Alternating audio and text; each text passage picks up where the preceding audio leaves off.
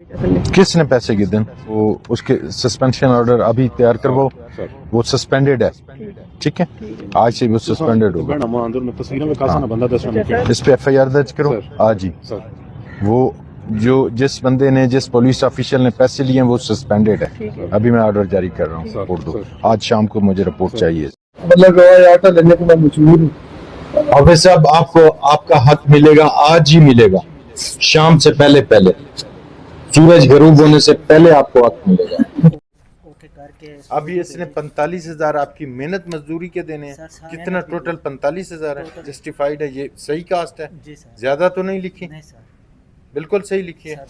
2 घंटे हैं जी आपके पास। मजदूर के जो मेहनत का पैसा है वो 1 मिनट डिले नहीं होगा, उसमें देर नहीं होगी, कोई ज्यादती नहीं कर सकता। तुम मेहनत कर रहे हो, शाबाश, 2 घंटे के अंदर तुम्हें पैसे मिलेंगे। उठाओ उसको। मैंने इसको वीडियो भी दी है कि ये देखो मशीन ओके है, कहते हैं बैठो, मशीन लेकर जाऊंगा अगले 2 घंटे में अभी टीम भेजो। जी ठीक है, उठा के ले आओ। जी ठीक है, उसको पैसे देगा, उससे खुद उठा लेंगे अगर वो फोन नहीं उठा रहा।